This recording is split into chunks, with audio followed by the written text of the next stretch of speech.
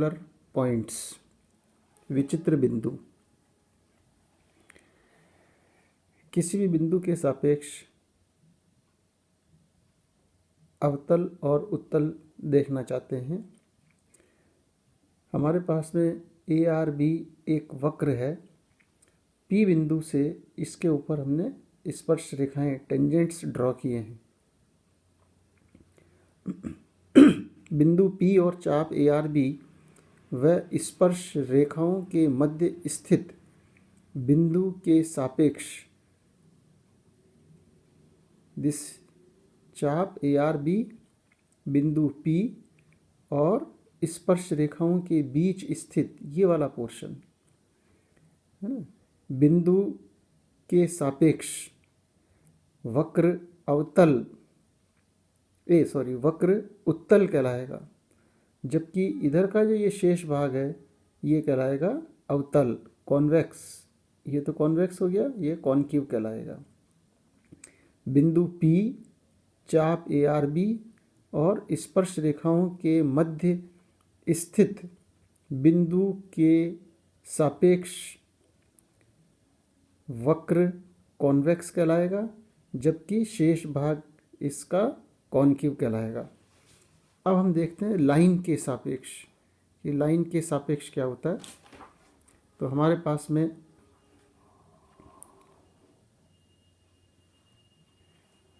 ये कर्व दिया हुआ है और P पॉइंट के ऊपर ये टेंजेंट है और ये लाइन है। इस लाइन के सापेक्ष हमको कर्व का पता लगाना है कि कॉनकेव होगा या कॉन्वेक्स होगा। इसके लिए ये कर्व और ये लाइन, ये तो लाइन हो गई, ये कर्व के लिए टेंजेंट हो गया, ये इसका बीच का एंगल हो गया जो न्यून कोण है, एक्यूट एंगल है। अगर इस लाइन और टेंजेंट के बीच जो एंगल आ रहा है, एक्यूट एंगल, इसके बीच में अगर कर्व रहेगा तो ये कॉनकेव कहलाएगा, अवतल कहलाएगा। और अगर ये लाइन और टेंजेंट के बाहर है कर्व तो ये कॉन्वेक्स कहलाएगा या उत्तल कहलाएगा। और लाइन के आधा अंदर है और आधा इधर टेंजेंट के इस साइड बाहर आ गया एक्यूट एंगल से, तो ये कहलाएगा ऐसा पॉइंट नति परिवर्तन बिंदु, पॉइंट ऑफ इन्फ्लेक्शन। इसको वापस देखते हैं। दिया हुआ वक्र C, ये C वक्र है। सरल रेखा L, ये सरल रेखा होगी। वक्र पर कोई बिंदु P, ये P बिंदु हो गया जहाँ से रेखा नहीं गुजरती है।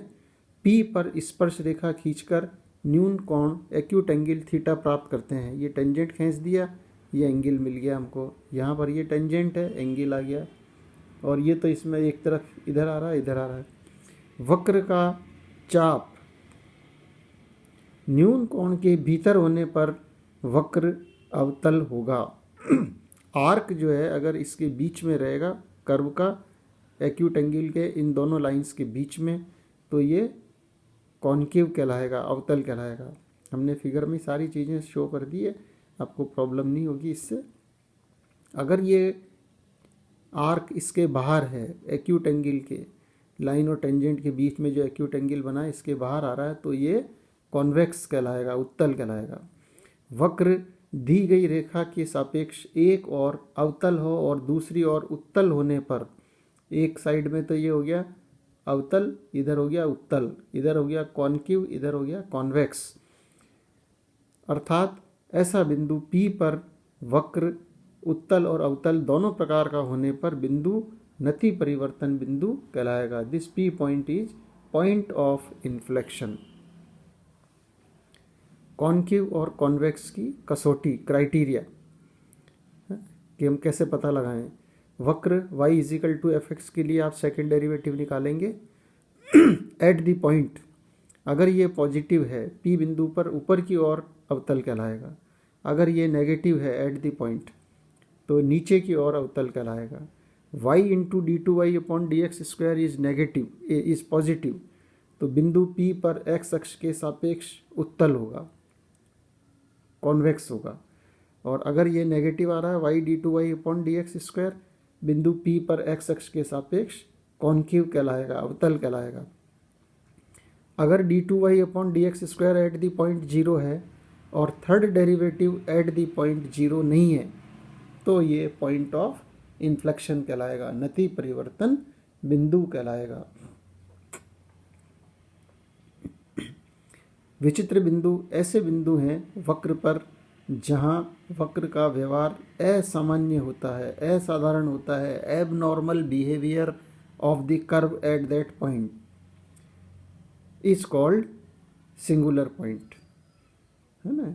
वक्र पर स्थित ऐसा बिंदु जहाँ पर वक्र का व्यवहार असामान्य या असाधारण होता है, विचित्र बिंदु कहलाता है। नति परिवर्तन बिंदु ज्ञात करने के लिए यहाँ भी आपको बता ही दिया है कि सेकंड डेरिवेटिव 0 होना चाहिए और थर्ड डेरिवेटिव इज नॉट 0।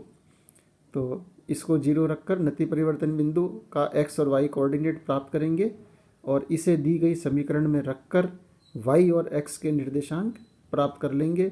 इससे हमको नति परिवर्तन बिंदु प्राप्त हो जाएगा। अब हम एक बहुत इम्पोर्टेंट कंसेप्ट पे चल रहे हैं, जो आगे अपना मेन टारगेट कर्व ट्रेसिंग है कि किस प्रकार से हम वक्र बनाएंगे, उसके लिए थोड़ी सी हम तैयारी करते हैं। नति परिवर्तन बिंदु, विचित्र बिंदु, देखो एक तो बताया हमने नति परिवर्तन बिंदु, और दूसरे प्रकार के हैं ये बहुल बिंदु, मल्टीपल पॉइंट। नति परिवर्तन बिंदु जहाँ पर एक और कर्व कॉन्केव होगा, दूसरी साइड कॉन्वेक्स होगा, एक और अवतल दूसरी और उत्तल। और बहुल पॉइंट, मल्टीपल पॉइंट ऐसे पॉइंट हैं जिस बिंदु से वक्र अनेक या एक से अधिक शाखाएं गुजरती है। वक्र पर स्थित ऐसा बिंदु जहाँ से कर्व की अनेक ब्रांचेज गुजरती हैं, अनेक शाखाएं गुजरती हैं, वो मल्टीपल पॉइंट कहलाएगा। और ये मल्टीपल पॉइंट कई तरह के हो सकते हैं। अपने लिए सबसे ज़्यादा यूज़फुल है डबल पॉइंट, है ना। ऐसा पॉइंट वक्र पर जहाँ पर दो शाखाएं गुजरती है। ट्रिपल पॉइंट, त्रिक बिंदु, जहाँ पर वक्र की 3 शाखाएं गुजरती हैं। और मल्टीपल तो खुद है ही, अनेक शाखाएं गुजरती हैं। और संयुग्मी बिंदु, जहाँ से वक्र की कोई भी शाखा नहीं गुजरती है, वो कॉन्जुगेट पॉइंट कहलाएगा। हमने आपको ऐसा चार्ट बनाया है कि इस चार्ट के रूप में ध्यान रख लें, आपको बहुत सारी सुविधाएं मिल जाएगी यहाँ पे। डबल पॉइंट हमारे पास 2 तरह के हैं, very important, node and cusp. Node की हिंदी नोड ही रहेगी, कस्प को हिंदी में कहते हैं उभयाग्र। ऐसा द्विग बिंदु नोड कहलाएगा जिस पर वक्र की 2 वास्तविक और भिन्न भिन्न शाखाएं गुजरती हैं, है ना। डबल पॉइंट नोड कहलाएगा जहाँ पर वक्र की 2 वास्तविक और भिन्न भिन्न शाखाएं गुजरती हैं। तो ये अपने पास में नोड के ये 4 डायग्राम्स हैं। इसमें क्या होता है कि ये जो पॉइंट P बीच में आ रहा है, ये नोड पॉइंट है। इसके ऊपर ये 2 टेंजेंट्स हैं। दोनों टेंजेंट्स कैसे हैं? वास्तविक हैं और भिन्न भिन्न हैं, इसलिए ये 2 शाखाएं गुजर रही है ना। यहाँ पे ये नोड इधर से यूं भी हो सकता है, 2 tangents, real and distinct tangent. इसके लिए ऐसे ध्यान रखेंगे आप कि पॉइंट P नोड कहलाएगा अगर वहाँ पर 2 रियल एंड डिस्टिंक्ट, वास्तविक और भिन्न भिन्न टेंजेंट उपस्थित हों। ये नोड के 4 चित्र हैं अपने पास, इनको ध्यान रखेंगे। अब हम लेते हैं कस्प। ऐसा द्विग बिंदु जिस पर वक्र के लिए वास्तविक और संपाती टेंजेंट्स होते हैं। ये दोनों टेंजेंट एक ही जगह आ जाएं, है ना, तो वो डबल पॉइंट कस्प कहलाएगा। ये अपने पास में 4 फिगर हैं कस्प के लिए। ये देखिए आप, जैसे ये वक्र की 2 शाखाएं हैं लेकिन दोनों के लिए टेंजेंट एक ही है ना। ये यहाँ पर ये 2 शाखाएं हैं, टेंजेंट एक है।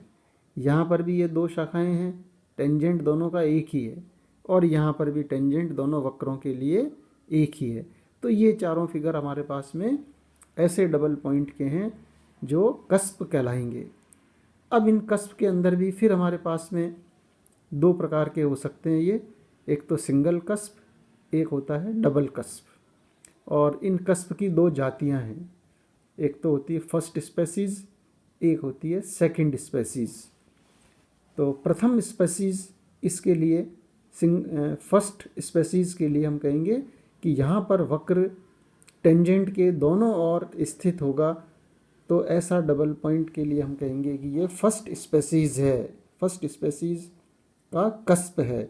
कब होगा? टेंजेंट के दोनों तरफ। अब यहाँ देखिए आप,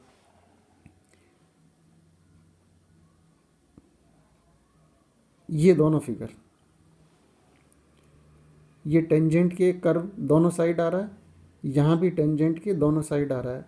तो ये दोनों फिगर हमारे पास में फर्स्ट स्पेसीज के होंगे। यहाँ नीचे और अपन ने कर दिया है स्पेसिफाई, फर्स्ट स्पेसीज प्रथम जाति वक्र टेंजेंट के दोनों ओर स्थित है। और इन दोनों फिगर में सेकंड स्पेसीज है जहाँ पर वक्र टेंजेंट के एक ही ओर स्थित है, दोनों ऊपर चले गए। और फिर ये दो प्रकार के अपन ने दिए हैं, सिंगल कस्प और double cusp. Single cusp, double cusp ये नॉर्मल से चलते हैं। ये टेंजेंट के परपेंडिकुलर लाइन, ये सब में नॉर्मल बना दिए टेंजेंट के परपेंडिकुलर। यहाँ पर नॉर्मल के एक ही तरफ स्थित है वक्र, यहाँ भी नॉर्मल के एक ही तरफ स्थित है। तो ये दोनों फिगर हो गए सिंगल एकल उभयाग्र, सिंगल कस्प। इसी तरह से यहाँ पर वक्र नॉर्मल के दोनों तरफ स्थित हैं, तो ये कहलाएगा हमारे पास में डबल कस्प, द्विक उभयाग्र। ठीक है, तो एक तो हमारे पास में जातियाँ आ गई। फर्स्ट स्पेसीज के अंदर क्या होगा? टेंजेंट के दोनों तरफ रहेगा, सेकंड स्पेसीज में टेंजेंट के एक ही तरफ रहेगा। यानी ये दोनों फिगर हमारे पास में सेकंड स्पेसीज हैं और इधर वाले दोनों फिगर हमारे पास में फर्स्ट स्पेसीज है। इसी तरह से नॉर्मल के एक ही साइड रहेंगे ये दोनों फिगर, तो सिंगल कस्प कहलाएगा ये, और नॉर्मल के दोनों तरफ रहेंगे तो डबल कस्प कहलाएगा। अगर हमारे पास में इस तरह की कोई चीज़ फाइंड आउट होती है तो इसका कंक्लूजन हम देंगे single cusp with single first species. इसी तरह से ये single cusp double species, second species, single cusp double cusp, double cusp first species, और ये कहलाएगा डबल कस्प और सेकंड स्पेसीज। तो सवाल करते समय हम ये पता लगाएंगे कि कर्व टेंजेंट के दोनों तरफ आ रहा है या एक ही तरफ आ रहा है, इससे हम पता लगा लेंगे। और एक चीज़ और देखते हैं, बाकी सारे क्वेश्चंस हम अगली लेक्चर में देखेंगे। वक्र पर नोड, कस्प या कॉन्जुगेट पॉइंट होंगे, इनके लिए हम fxy बराबर 0 वक्र है और डबल पॉइंट का एग्जिस्ट करेगा अगर first partial derivative with respect to x and y बराबर 0 हो, del f upon del x 0, del f upon del y 0। इनको 0 करके x और y के मान प्राप्त कर लेंगे। इन मान को हम वक्र में रखकर चेक करेंगे कि ये सेटिस्फाई करता है या नहीं करता है। अगर ये कर्व की इक्वेशन को सेटिस्फाई करेगा तो ऐसा पॉइंट डबल पॉइंट कहलाएगा। और इनके सेकंड पार्शियल डेरिवेटिव्स निकाल लेंगे, del 2f upon del x del y, del 2f upon del x square, del 2f upon del y square. और जो पॉइंट आपका डबल पॉइंट होगा उस पॉइंट पे इन तीनों की वैल्यूज़ निकालेंगे, इन दोनों को गुणा करेंगे। ये एट द पॉइंट P है, ये भी P है, ये भी P है। अगर इधर वाली चीज़ का स्क्वायर इन दोनों के मल्टीपल से बड़ा आता है तो नोड कहलाएगा, अगर ये बराबर आता है तो कस्प कहलाएगा, और अगर ये हमारे पास में छोटा आता है तो ये कॉन्जुगेट पॉइंट कहलाएगा। तो इस प्रकार से हम नोड और कस्प का निर्धारण कर लेंगे। और फिर अगला जो चैप्टर आएगा, अभी तो हम क्वेश्चंस करेंगे अगली बार, और अगला जो चैप्टर हमको कर्व ट्रेस करना है उसमें ये सारी चीज़ें नोड, कस्प वगैरह बड़ी महत्वपूर्ण रहेगी।